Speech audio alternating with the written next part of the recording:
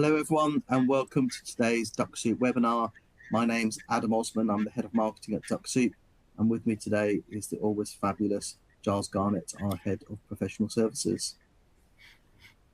Say hello, Giles. Hi, yeah, I can hear you loud and clear. Hi everyone. So today's presentation is all about using Dux-Soup and adapting to what's been going on with LinkedIn. I've been with Dux-Soup nearly 8 years, and the one constant in that time is that nothing stays the same. So whatever you might have done 6 months ago or 6 weeks ago or even 6 days ago might not work in the future. So as you look at your screen, you'll see a series of resources down the left-hand side, and one of those, and Giles will refer to these as he goes through the call. One of those resources is an article, I think, where we collated and curated the opinions of 8 experts on using LinkedIn safely for outreach. So feel free to dive into those resources. Those resources stay ever present within the webinar platform, and they'll be there on the live replay, so don't feel you need to dive in now and save each one of them. So the webinar is being recorded. The on-demand replay goes out roughly 24 hours after the webinar, and you'll be able to access all of the resources from within the standard webinar platform. If you do have any questions, there is a question box, so please feel free to pop them in. We'll answer what we can as we go, and for anything else, I'll save them up for the Q&A at the end. You'll also find some buttons on the right-hand side of the screen. So if you want to learn more about the Dux-Soup Cloud Edition, which Giles is going to be talking about today, or details on our next webinar, which is Building Buyer Trust, and I'll touch on that at the end as to what that will cover, feel free to use those links, and you can also book a one-to-one demo of Dux-Soup using the links on the right-hand side. So I think without any further ado, let me hand over to Giles who will take you through the presentation. Thanks, Adam. Awesome. And yeah, we'll crack on through the slides. Mostly slideware today. We'll occasionally dip into Dux-Soup and LinkedIn, but mostly it's going to be slides and me talking. It's a very, very commonly raised topic, this, in all the calls I do. But yeah, for anyone who's new to these, hi, my name's Giles. I'm Head of Professional Services here at Dux-Soup. Been working with Dux-Soup for now 7.5, nearly 8 years, about the same time as Adam.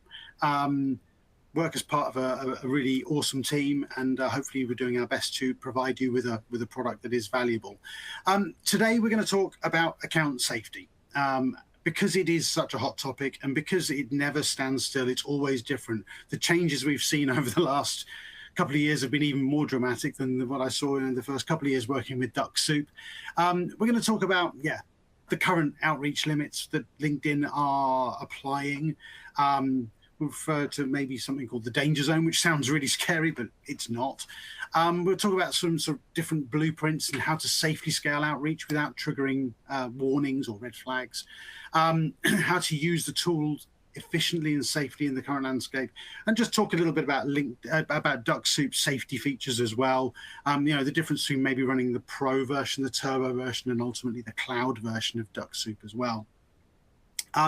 For anyone who's new to these, please get your questions in the Q&A box there, but we will have time for questions at the end, so anything that Adam can't answer via the chat feature, we'll cover at the end for everyone's benefit as well. Anyone who's new to this, what is Dux-Soup? We always get a few, should we say, newbies on these calls, which is fantastic. Welcome. What is Dux-Soup? It's an automated LinkedIn outreach tool, which allows you to personalize and automate sending of messages and activities on the LinkedIn platform. Works brilliantly with the Sales Navigator platform, but also works with LinkedIn Recruiter and the regular LinkedIn platform as well. Depending on which version of Dux-Soup you're using, you can either automate the sending of connection requests, or automated follow-up messages, and even integrating with other collaboration platforms or CRM tools as well. And we've got a great free trial available to any new user. So if you do go into the Dux-Soup homepage and you look for the free trial, you'll see that there's a two-week turbo trial available to any new user, and the links are all in the resources section there if you are new to anything here. So that's what Dux-Soup is. Let's get on to the nitty-gritty of the slides and sort of talk about what's changed and what we're aware of. LinkedIn in 2026, yeah, they are continually adjusting their environment. It's their platform. They can absolutely control what they want to do there. We are seeing increasingly strict limits on free LinkedIn accounts. LinkedIn are looking to monetize as much as possible. So if you're running a free LinkedIn account, you will find that there are restrictions on the number of profiles you can view, the number of connection requests you can send, and even the number of searches you carry out. If you carry out too many searches, you end up just seeing 3 results, and they say, yeah, if you want to see more, pay us some money. It's as simple as that. They're monetizing their platform as much as possible. We've seen one significant change over the last few months as well, which isn't impacting everyone yet, but it's starting to creep in for more and more. We're seeing some limits being placed now upon free in-mail messaging. Now, if you're not familiar with in-mails are basically a premium messaging provision that you can get when you sign up for premium LinkedIn, especially Sales Navigator and LinkedIn Recruiter. You get so many credits per month, and you can still use those credits, absolutely. But there was always a feature where if somebody defined themselves as an open link profile, you could message them without using up your credits. And we are seeing changes there. In the past, we've seen people being able to send up to 800 open link messages per month, or messages to open link members per month. We're seeing that number being reduced in some instances. But again, we're just keeping monitoring. And as with all of this, Dux-Soup is checking for pop-ups. So for example, if you would trigger a pop-up that says you're out of credits for whatever, Dux-Soup will recognize that and then pause accordingly. Handling of posts in different ways. LinkedIn are changing the way that posts. This is not so much Dux-Soup related, but you know, the way when you post on LinkedIn, when you're putting messages out there or posts out there to your network, publicizing these, the way those are being displayed are changing dramatically. Essentially, yeah, we're seeing people people being pushed more to promote their posts to pay LinkedIn for that to happen. So yeah, be aware of that as well. You know, people are seeing their visibility of their posts drop. And there's a whole raft of articles out there claiming to know the answers to everything, but of course, these things change. LinkedIn do seem to be fairly hot on trying to identify AI generated content. So if it looks like it's AI generated, then there is less visibility. How they're doing that, yeah, we don't know all of their secrets, of course, but we are seeing different behaviors there. One thing to mention here as well, the danger zone. Not too scary, honestly. But what we're seeing here is essentially, if you're triggering multiple warnings per month or multiple alerts per month, we would always try and encourage you to change your behavior if that's the case. You don't want to trigger too many warnings from LinkedIn. A lot of these sound subtle, and it's sort of the evolution of things on LinkedIn. But this is all part of the bigger picture of LinkedIn wanting to monetize the platform more and more, pushing people more towards the premium services, the sales navigators, etc., business premium, etc. So be aware of that. If you are still running a free LinkedIn account, some people are fine with that. If they've got massive networks, you've got a great reputation, and you've got a really well-established profile, some people are still successfully running free accounts. But if you're starting with younger, if you've got a new account, for example, you've just arrived on LinkedIn, just discovering this this environment, then perhaps you will need to think about going for a premium version in order to get the most out of the platform. So there's just a few things there that we're seeing the way that things are evolving, and we will continue to see this evolve as well, undoubtedly. So what are the limits that LinkedIn have? Well, actually, nobody knows. And lots of people claim to know, oh, it's 100 profile connection requests a week, or it's 150, or it's 200. Actually, nobody knows. And it is dynamic. It is not static. So if somebody, quite often I have conversations with people say, oh, I can send 100 invites a week. So, okay, well, I'll tell you what then, send 100 on a Monday, see what happens. And what you'll tend to find is that at some point on Monday or Tuesday, you'll trigger a warning to say that LinkedIn says you're out of invites for now, try again next week. But then some people who received your invite have accepted. So by Wednesday or Thursday, you'll be able to send more again. So it's a continually evolving number depending upon that ratio of outstanding invites against acceptances. It's not a static number. So every single account has its own characteristics, the number of first-degree connections you've got, the amount you've posted on LinkedIn, the number of interactions you've had with other people's posts, the number of people who have reached out to connect to you. So it's not just about you connecting with people, sending connection requests. It's what's the ratio then that's coming back at you from other people wanting to reach out to you and grow their networks. So be aware that this is all part of that bigger picture. You only know if you've hit a limit when LinkedIn tells you, hey, you're out of invites for now. It's a notification. It's nothing more than that. It's not like a warning to say, you're in trouble from LinkedIn. It's just to say, hey, you're out of invites for now. Please try again next week. Dux-Soup watches for those notifications and will snooze accordingly. That's part of the software. We've got various, when Dux-Soup is automating, it's looking for pop-ups and it will then adjust accordingly. There are lots of different pop-ups.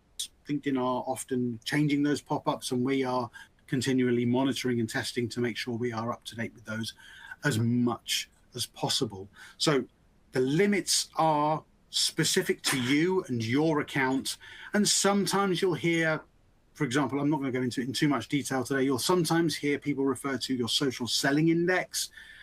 We believe that has a bearing upon your LinkedIn reputation, and your reputation, of course, the better your reputation, the more you can do. We do know that LinkedIn rewards good behavior in the long run. So just be aware of all that sort of stuff as well. Something we'll come on to very shortly. Well, what does LinkedIn limit? And what you'll spot here is mostly what they limit is especially related to free LinkedIn accounts. Searches, you've got so many searches per month, and when you've reached the limit, you'll see a very limited result. Number of visits. This one, it's a little harder to find a number here, but if you do visit lots of profiles, if you're using a tool or even you're doing it manually, visiting lots of profiles, eventually you'll hit, say, LinkedIn will say, yep, you've viewed enough profiles for now. If you want to see more, subscribe. Personalized connection requests. Now with Dux-Soup, you can automate the sending of connection requests with all of our editions, whether that's the Pro, the Turbo, the Cloud edition. You can send connection requests, and personalized messages, of course, add that extra level of, should we say, connection to people. You're trying to build empathy with people. And for many people, putting a message in your connection request is very powerful. Now, having said that, a lot of people I've been speaking to recently have had great levels of success with blank connection requests. And there's lots of different reasons for that, but primarily it's around people seeing it as just like a more natural way of connecting. Hey, somebody pops up, press connect, whether that's on your phone or your laptop, whatever it might be. Sending a blank connection request can seem more spontaneous. Now, it only works if you've got a strong profile. So make sure that whatever you're doing on LinkedIn, and this is back to LinkedIn 101, which we've kind of covered quite a few times over the years, making sure that your profile is relevant and up to date to your audience. If you just send blank connection requests and you've got a great profile, you've got a good chance of people connecting with you. If you've got a very, for want of a better word, vanilla profile and there's not much information on there, then of course you will not get that level of success otherwise, and think about how you want to approach. We've covered it before, and we've got some blog posts on it. If you go and hunt on our website, do A/B testing, do a campaign with a message, do a campaign without a message, and see which has a greater level of impact. But with a free LinkedIn account, you'll find sometimes people are limited to 5 personalized connection requests a month. Some I've seen 10. It depends a little bit, but if you're using personalized connection requests, you will need a paid LinkedIn account if you want to do that at any sort of scale. Connection requests. Now, I might jump into Dux-Soup in a second and just show you some of those settings as well that you can control in Dux-Soup. But connection requests, yeah, it can be anywhere between 20 connection requests a day, and I've seen some people successfully getting up to 80, 90, 100 a day with a well-established, reputable LinkedIn account that's been around for a long time that you've got getting great results on. You can control all of that through the Dux-Soup interface, through the options, and we'll come on to that shortly. But the big thing there is connection requests, and if you are looking to warm up an account over time, we always encourage people to respect those LinkedIn limits, work within what they call their fair usage limits, and then slowly increase things over time. In mails as well, yeah, you've got your credits, and as I said earlier, there are now some new limits we're seeing coming on with regards handling open link profiles there as well. One thing to take away from this slide, you can always do more with a paid LinkedIn account. It's as simple as that. And we have seen this sort of an evolution towards this, I think, over the last 18 months to 2 years, pushing more and more towards paid LinkedIn account if you're wanting to achieve anything at scale on the platform. So, bearing in mind all of that, what's the best way to approach all of this? Well, don't just rely on connection requests to grow your network, basically, because that's always where LinkedIn are going to limit things the most. If you're, for example, running a fairly new LinkedIn account, you're just on LinkedIn, or you've created, built a new business and you're setting yourself up and you're wanting to go from there, and you're sending out maybe 15, 20, 25 invites per day, and they're limited to just over 100 a week. Okay, thinking that's not great, but you can use a tool such as Dux-Soup to automate loads of other activities to increase the visibility of your profile. And you can mix up all of these activities in your outreach flows to make the most of the tool and to get your profile to be as visible as possible. Yeah, great reaching out with connection requests, great reaching out with in-mails to certain people. No problems with that at all, but you'll be limited in your numbers, which is why just viewing profiles can be incredibly powerful. Liking posts and leveraging your first degree network, incredibly powerful actions where essentially if you've got all of your notifications and visibility set correctly in Sales Navigator and regular LinkedIn, every profile you visit will get a notification that you visited them. Now, okay, some people will ignore that. That's life. But that's the worst that can happen, is that you'll get ignored. The best thing that can happen is that they'll visit your profile and want to reach out to you. Liking posts, again, it's triggering notifications towards your target audience. It's therefore increasing the chances that people will click on your profile to discover more about you. Oh, why is so-and-so visiting my profile? Why is so-and-so liking my posts? Oh, they work in that industry. That's an interesting person. And then suddenly you're sort of starting to that process of organic growth where you're not necessarily having to always reach out with connection requests. And we did this 2 weeks ago. We did a webinar on first degree network actions 2 weeks ago, which we got some great feedback on and everything. We got some really good ideas back from people and how they're doing this as well. Leveraging your first degree network. It's the most forgotten part of your LinkedIn network. Lots of people like collecting first degree connections, and then they don't do anything with them. You may have been on LinkedIn for 5, 10, maybe 15 years or more. You may have collected a whole bunch of first degree network members over that period of time and then done nothing with them. Think about how you're going to use a tool like Dux-Soup to reach out to that first degree network. Those people are already seen as trusted contacts. You're in their network already. So reaching out to them, there's a far lower barrier to entry in communicating with that part of your network than there is in reaching out and growing your network to second and third degree connections, where you've got to find that icebreaker. You've got to try and stimulate them to come on board and join your network. So think about all of these things. You may be limited in connection requests, but there's still a whole host of possibilities out there if you're using Dux-Soup, for example, to enable you to grow your network and increase your visibility. When it comes to sending connection requests, what are your best practices? How can you make sure you're getting the most out of that outreach? And this is something we talk about a lot in a lot of our literature and on many of the demos that I do as well. It's kind of bringing together a whole, a few things so that you're actually sort of thinking how this looks and how you can be most effective. Most importantly, you're doing your research. You're matching your prospects to your messaging in your campaign. Think about the industry you're working in, the geographical location, the culture of the industry in which you work. Think about how you're bringing all that together in the messaging and the lists that you're building. We talk always about lists with Dux-Soup. You're always going to be finding lists of prospects in LinkedIn or Sales Navigator. Then you're going to be putting people in your campaigns or reaching out to them via whichever process you prefer within Dux-Soup. You're going to be sending out an outreach campaign with maybe liking a post, sending a connection request, and then a series of follow-up messages.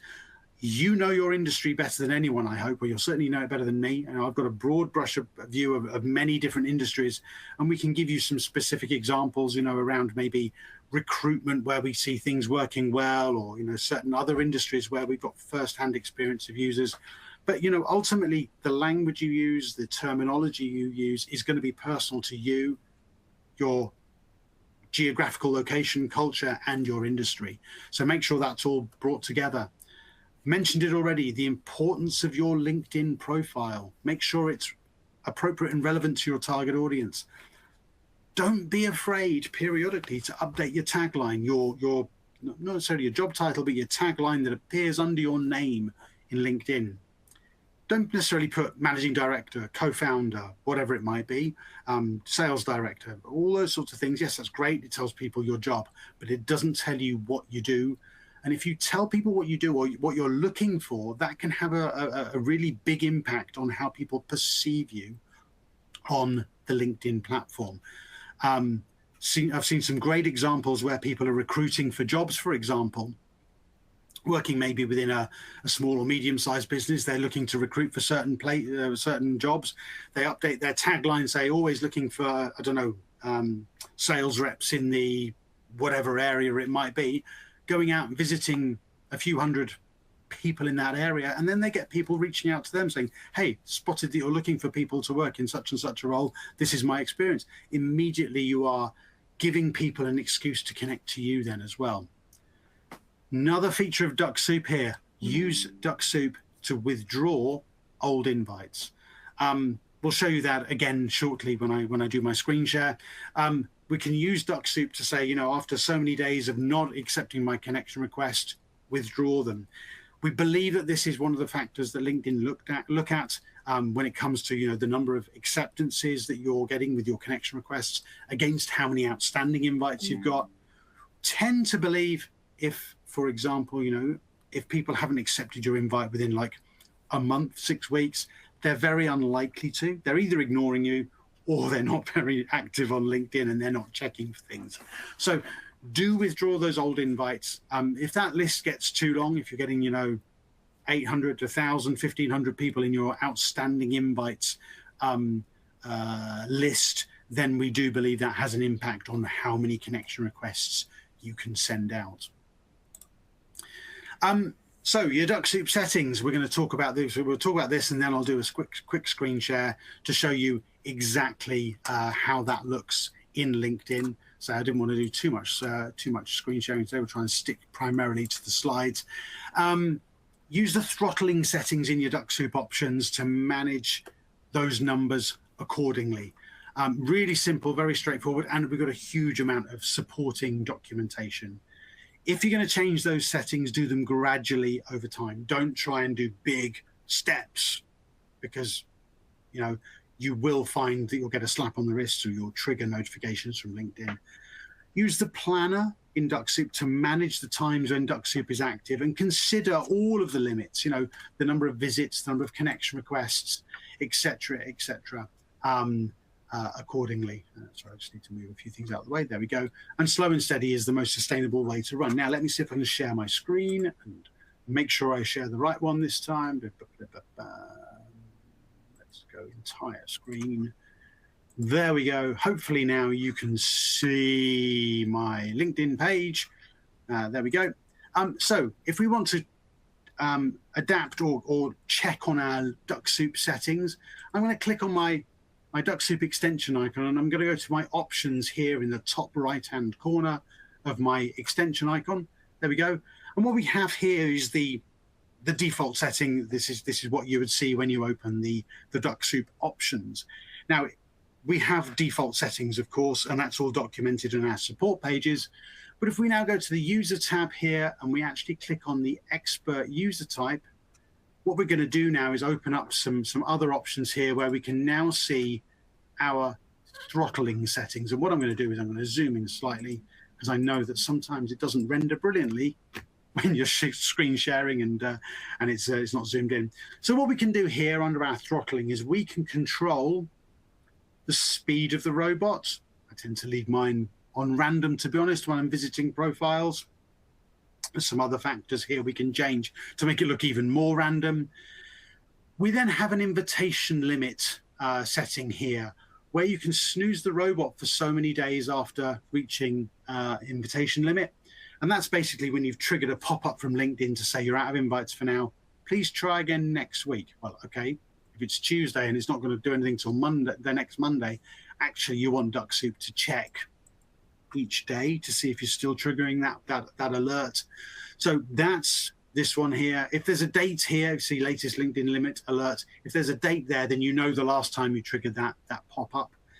And then here under the daily limits, this is where you can control the number of actions accordingly, and you can randomize it to a degree. It varies by 1 or 2 here and there every day.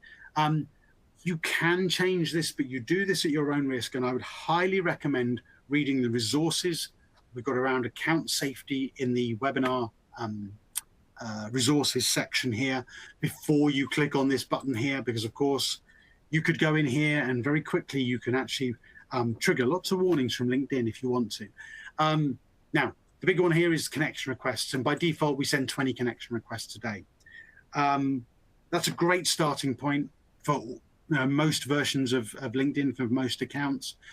If you've got a paid LinkedIn account and you want to increase this number, I would do so by no more than 1 step per week. So you do a week at 20, and then a week later you go to 25. I've seen people successfully increase this up to 60, 70, 80, even higher over time if they're getting good results. And by good results, I mean acceptance rates upwards of sort of, 25, 30%. Of course, more is fantastic. But if you're only getting, 5, 10, 15% acceptance rate, you'll find it harder to increase this over time. So the amount you can do is determined by how successful you are. But yeah, if you're going to increase this, go up by 1 step per week, nothing more than that. Direct messages, this is messages to our first degree network and in mails. I think by default it's on 100 per day.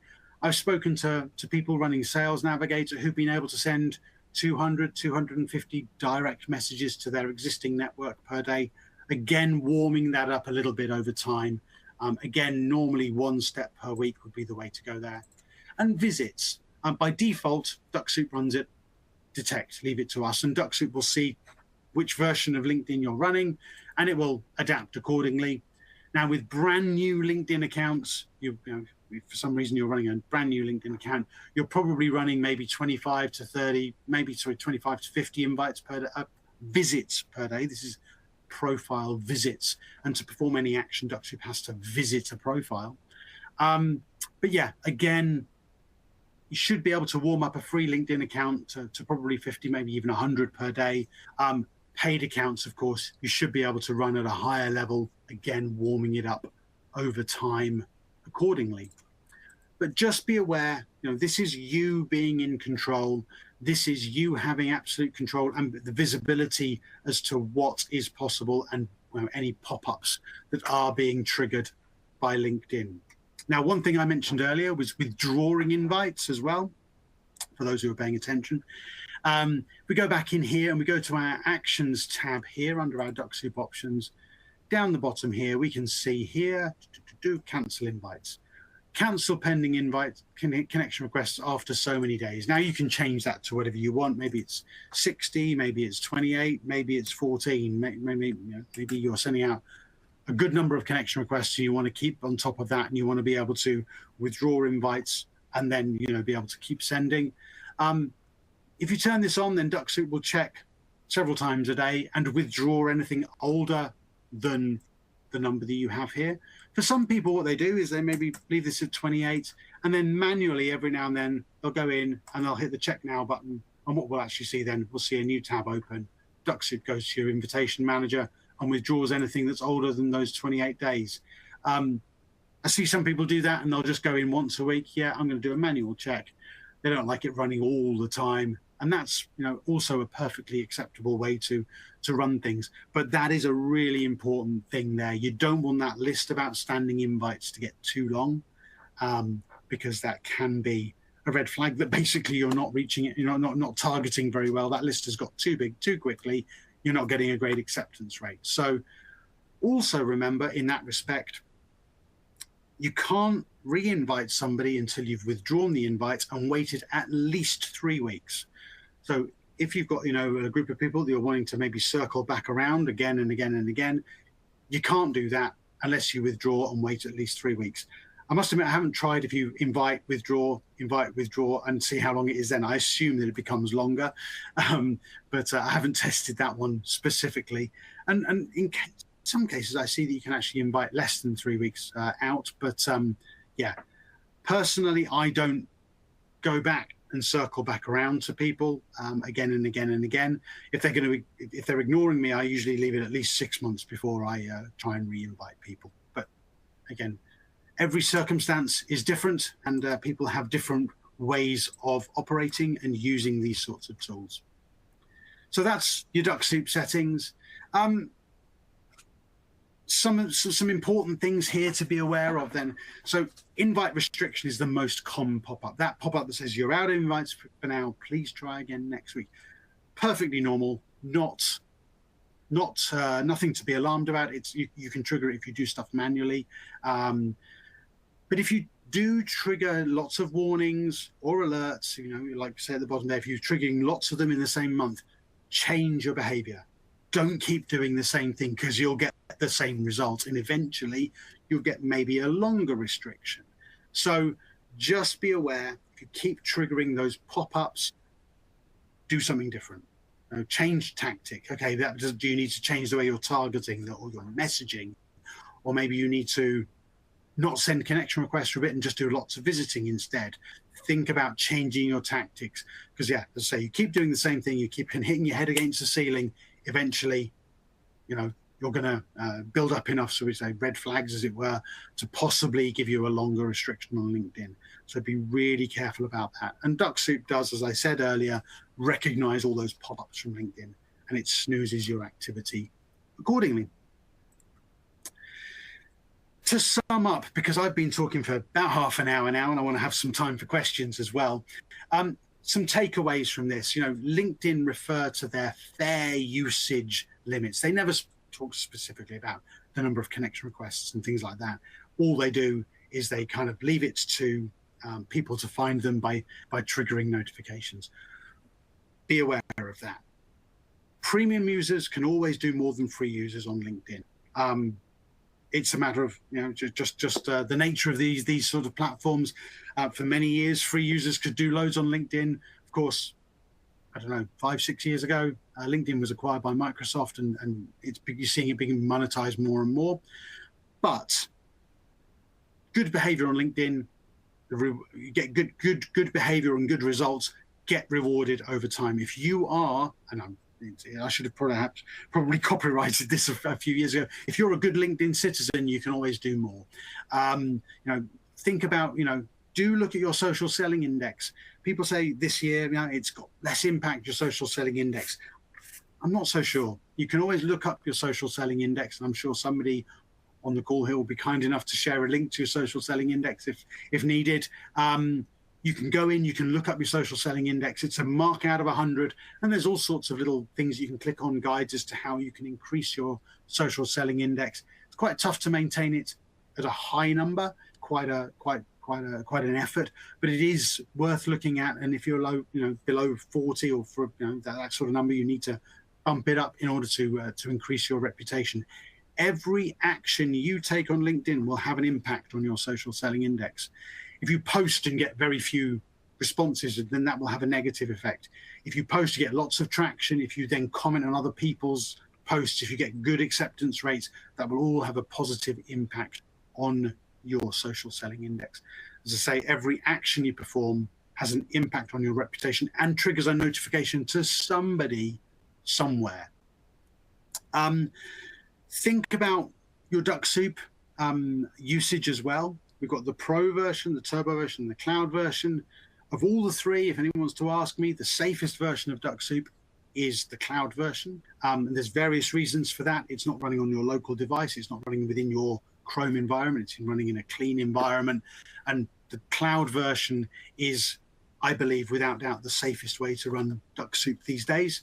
And then think about strategies, other strategies other than connection requests. I've talked about this quite extensively today and a couple of weeks ago when we talked about first-degree connections. Think about those strategies to get your profile as visible as possible. Visibility is key here. Your LinkedIn profile is your adverts to the world for yourself, for the business that you work for, or the products you're working in, or the industry that you're working in. Think about how you're presenting yourself. It's your advertisement that you can put out there. I have spoken for long enough. I'm now going to ask Adam, are there any questions that have come up? I hope there are, because then I get a chance to have a quick swig of water. Well, take a good gulp of water, Giles, because I think you'll be talking for a while, because we've had quite a few questions, really interesting stuff. I've answered what I can as we went through the presentation, but I'll just start going through them in the order in which they were received. So, Manasi has asked, what is the priority of the different options which are available in campaigns, like visit, enroll, connection requests, follow-up messages, email, etc.? Great question. There is no priority. Dux-Soup just handles the actions in the order in which they are queued, but it will cycle through your campaigns. So, for example, if you have got I'm thinking now, if you've got 3 campaigns set up and maybe you've got some enrollments in one campaign, some connection requests in the next one queued up, and then you've got some follow-up messages in the third, it will do one from each campaign and cycle through them, through each of the campaigns. And it will work in that way until you hit maybe your connection request limits, and it will then stop doing those, and it'll do the enrollments and the direct messages, and it'll just continue to do that and cycle through the active campaigns that you have. It does not prioritize one action over another. It just literally looks at the commands that are in the list and runs that way. Thanks, Giles. Next question from Akash. I mostly rely on outreach through adding new connections rather than using InMail. Can this invite restriction posting visibility or, can this invite restriction posting visibility or any other negative outcomes? Can you ask the question again, Adam, and I'll try and think of it again, because I'm not quite sure I understand. Okay, let me see if I can interpret the question as well. What number is the question? What number? Number 4. Number 4. So, okay, I'll try. I mostly rely on outreach through adding new connections rather than using InMail. Okay, so he's adding new connections, not using InMail. Can the invite restrictions, posting visibility, or any other negative out? Can this invite restriction?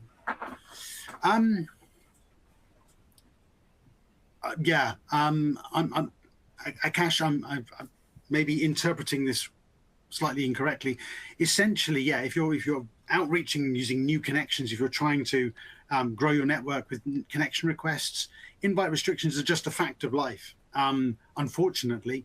And visibility of posting, yeah, again, it's a fact of life. LinkedIn are changing that. Of course, you want as big an audience as possible. Think about different ways of reaching out to an audience, though. Think about newsletters. Think about engaging with other people's posts, because all of those things will increase your visibility accordingly. But yeah, the ceiling is always going to be there for connection requests.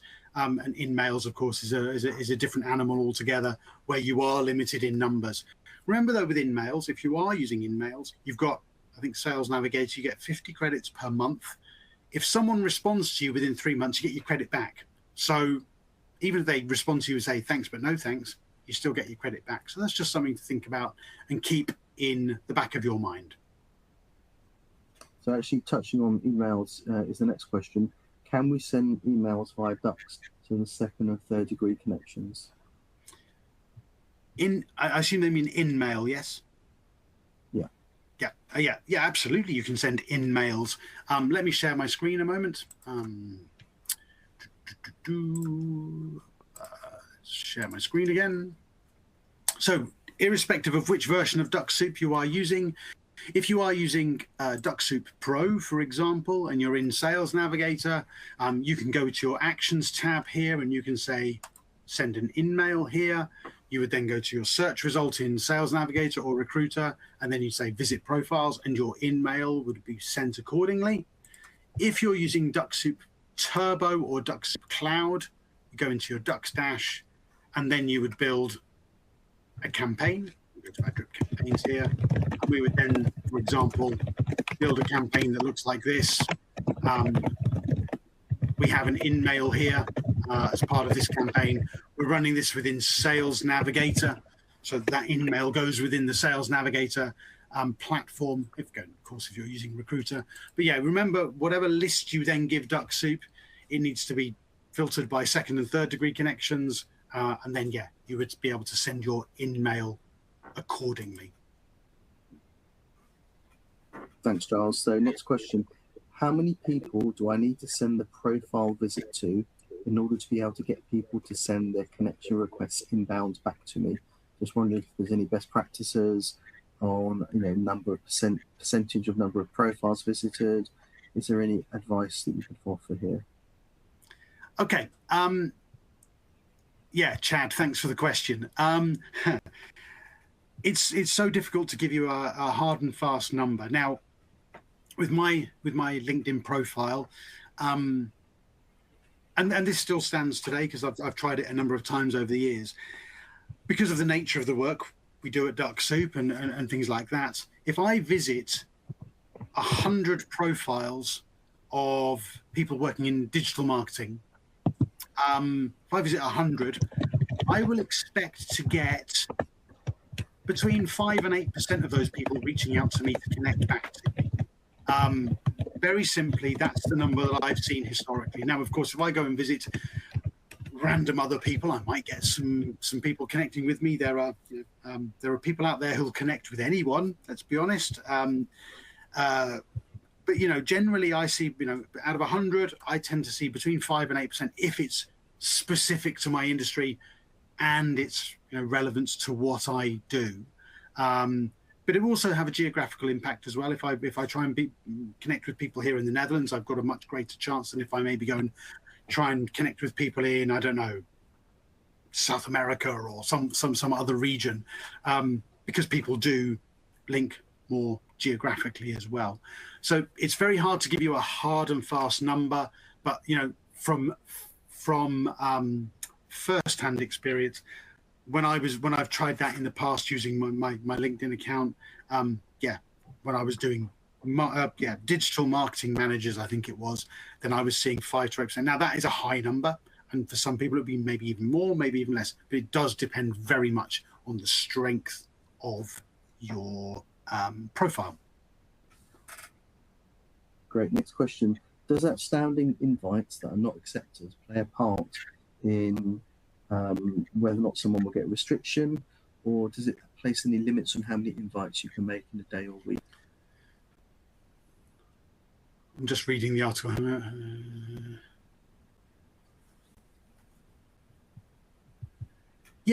Tom, thank you for the question. Outstanding invites, we touched on that right at the end, so maybe this question came in before we got to the end there.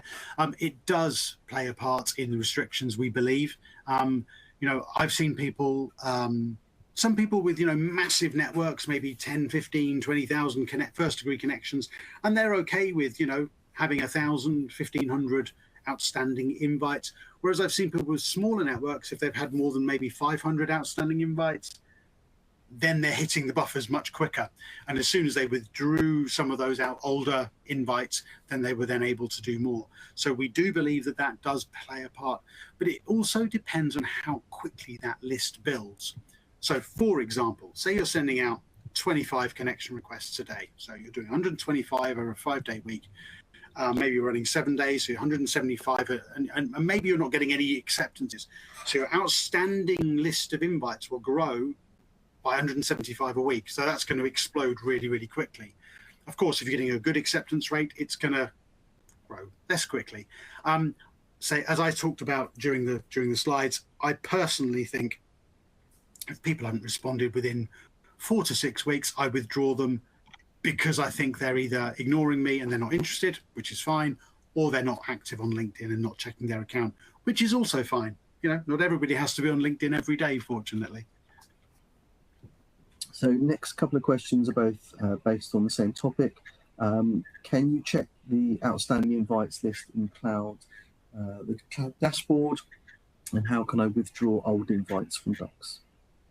Yeah, we covered that right at the end of the slides. Again, I'll just share my screen just to show everybody again. We'll just cover that one. Back here, so what we do is we go to our Dux-Soup options. We click on our extension icon, we go to the options, and here under the Actions tab, down here, you can either turn it on and leave it, set and forget, or you manually come in here every now and then and hit the Check Now button, and it will open a new tab and withdraw any invites that are older than, in this case, 28 days, or you can put whatever your number you like in there, and Dux-Soup will withdraw accordingly. So we've got a question from Tom, who's a cloud user. He says, I'm only seeing the daily limits parameters and not all of the parameters that Giles has showed on the throttling tab. Is this a cloud difference?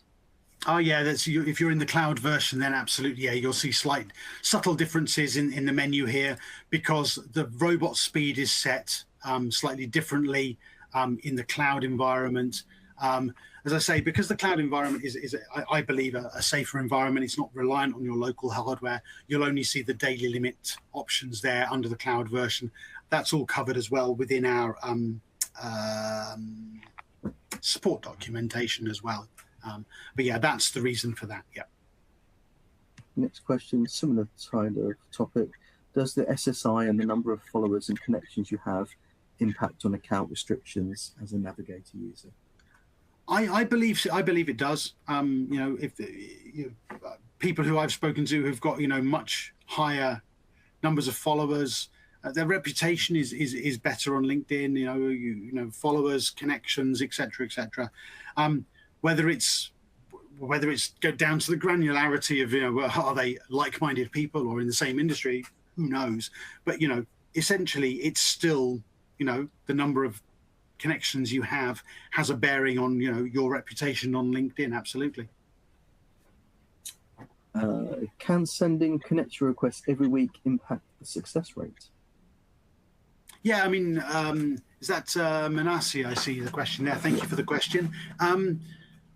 I believe so. Consistency is key here.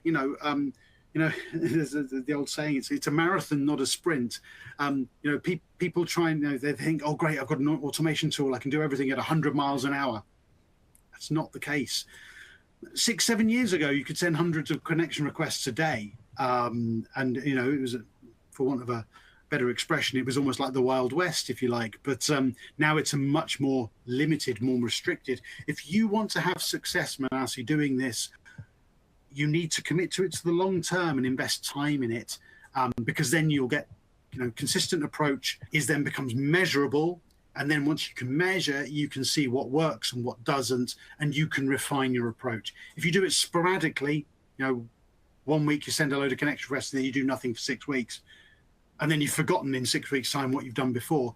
Consistency is key here, and normalize that behavior on your account as well. It's like warming up, and it's not warming up an email account, but I think you understand the concept of warming up an email account, building the reputation there. Hopefully, it's the same with LinkedIn. If it's expected behavior that you're sending out 15, 20, 25 connection requests a day, that's part of your daily process, that becomes expected from LinkedIn. And then maybe that grows over time. If you do nothing and then you try and send 100 connection requests, that'd be a little bit of a red flag, I would imagine, to LinkedIn. But all of these factors play a part, and consistency, I believe, is key. Two-part question next, Giles. What would you define as healthy behaviour when using Dux-Soup? For instance, what's a good connection acceptance rate, and what metrics should we monitor to know if our outreach strategy is effective? Question from Norcha. I'm going to guess you're in a similar part of the world to me, Norcha, but based upon your name. Great question. What would you define as healthy behaviour for when using Dux-Soup? Good connection request acceptance rate. Less than 15%, you've got to be doing better. If I go out and I send out 100 connection requests, I expect I would get 10, 12% without putting any effort in at all. Again, because there's a certain number of people who'll connect with anybody. They like just to collect connections.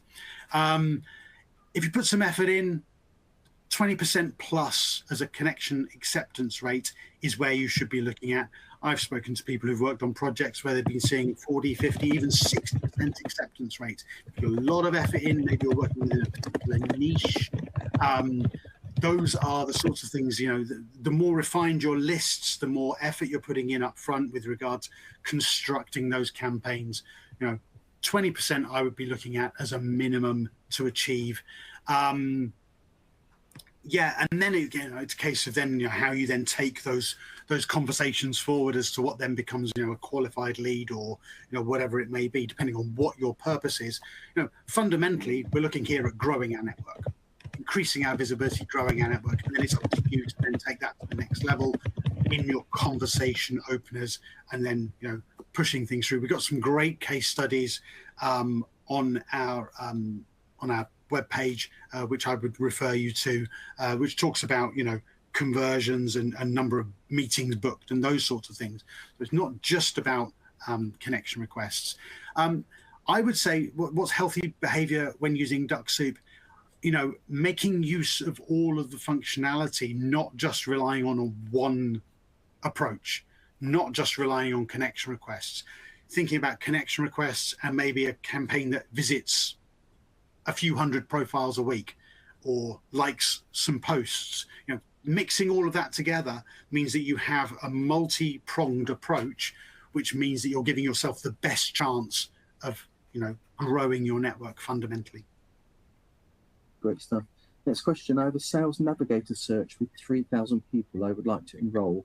Can I do it all at once? I didn't change any configurations in throttling, and I'm on Dux Turbo. Moises, thank you for the question. Sales navigator search for 3,000 people. Unfortunately, you can only see 2,500 of a search result on LinkedIn, on Sales Navigator, I should say there. So what I would recommend is you find a way to segment that search, either by industry or location, something like that. So you can maybe split it down into chunks. You can enroll 2,500 people in one go, no problems at all, absolutely. So you go in and maybe you enroll 2,500 people, and then Dux-Soup will process so many per day per your throttling settings. What you could do then is you do 2,500, then you leave Dux-Soup to run for a while, and then it's gone through a few hundred. Go back to your search results and then exclude anybody you've already messaged, and then you'll see the remainder of your search result. That's another way of doing it. So absolutely, yes, you can, but you can't enroll 3,000 people from a LinkedIn Sales Navigator search result all in one go, because LinkedIn won't show you that many results. Great, thanks, Giles. So next question from Ross. I understand getting restricted happens. What does that actually mean in terms of duration and functionality? Sorry, I missed what number is this? What number question? Number 35. Number 35. Let me try and find it. Ross, understanding getting restricted. What does that mean in terms of duration and functionality? There's lots of different restrictions, Ross. Usually, and you can see this in one of the blog posts I've shared. You're out of invites for now, I think, is what the first one is. It just means you can't send any connection requests for a few hours or maybe a few days. You can usually still use LinkedIn. You can still message your first degree connections. You can carry out searches and you can do other things. You just can't send any connection requests. That's the usual one. There are harder restrictions, which if you trigger too many other things, then of course you can see harder restrictions. And that usually means it limits access to LinkedIn for a period of time. And that can be 24 hours, 48 hours, that kind of thing. But those are the more serious account restrictions that we do see people get if they trigger too many other, should we say, softer restrictions. But essentially, 95% of the time, it's just limit on invitations. A question from Lewis, and I'll read it out exactly. I've been using Dux-Soup for our recruiting and benefits business for 1 year.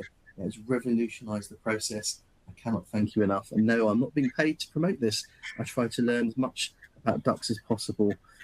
Lewis, you're actually going to get a follow-up email from me because I'm looking for people who use Dux for recruiting, as I'm writing an article about LinkedIn automation and recruitment, looking to gather some experts' opinions for quotes to go in the article. So please keep an eye on your inbox, as I will be in touch. Yeah, Lou, lovely to hear from you. Spoken to you a few times over the years. Hope life is well over in the States. I think Norcha, I'm not sure if that's how you pronounce it, said, yes, I am Dutch, but I'm living in Mallorca, lovely sunny Mallorca. I have a 47% acceptance rate and 160 connections, which sounds okay. Thanks a lot. That's awesome. And I'm sure there's many people out there who would love to see similar numbers. So, question from Jan, how to improve L2 outreaches, connection of a connection, so second degree connections, I guess. That's where the most results have been in our space, which is property tech and real estate, where it's very dependent on quality and activity of active connections. So Jan, how to improve level 2 outreaches, connection, that's where most results have been in our space. Yeah, so, you know, one thing that we've seen, and it's a relatively new feature of Dux-Soup, and I think we've got an article which reflects this. I think you were involved in writing, Adam. You know, people who have used liking a post as part of their process, part of their campaign, had a really positive impact on success rates of their campaigns. You know, starting your campaign maybe with like a post and then leaving it for a couple of days before your connection request, that has had a real positive impact for some of our users. You know, some people really like that feature. Some people are less keen on it.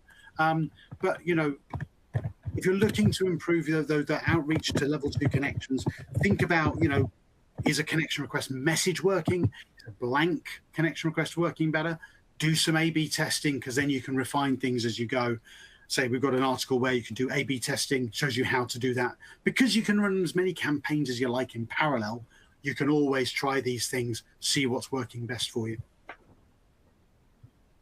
The questions keep coming on in, Giles. So, any chance of Dux-Soup being able to automate the addition of attachments to emails? It's, I think, on our feature request list. I believe there are some technical issues around attachments and LinkedIn and sort of uploading files from outside data source. But, you know, if there's enough of a requirement, then perhaps it will be added as a feature in the future. Currently, it isn't there. Of course, you can use URLs. So if you can host your document or your attachment on a web page, you can, of course, just put the URL into your message, into your InMail, your direct message, whatever it might be, and Dux-Soup will then, of course, put that into the message, and then people will click on that accordingly. But yeah, that would be the workaround I would be tempted to use. Host that document somewhere so that people can access it via a URL.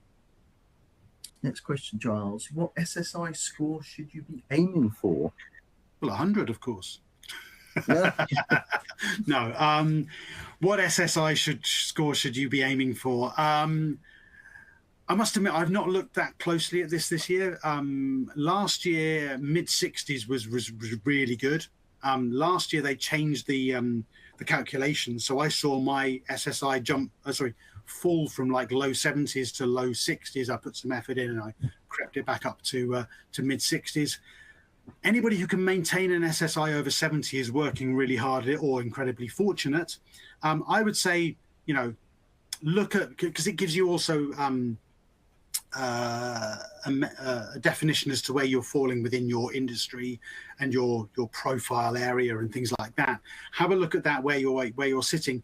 But I would say that as a bare minimum aim for 50, and if you can get up to 60, then that's a really good way to move. Just to add to that, so I worked with someone a couple of years ago whose SSI was in the high 80s, but he was always on LinkedIn, so he was putting in a lot of time in terms of posting content, constantly using the platform. But there is a drop-off. Once you start using it, it will inevitably, so if you slow down on how much you are doing, inevitably you will see that score drift down.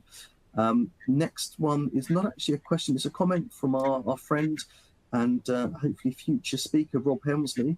Lower level consistency is always better than trying to go too big and risking the clampdown from LinkedIn. I think that's very valuable advice from Rob there. Wise words from Rob there, as always. Yeah, consistency. I think we were talking earlier, there was a guy, somebody talking about,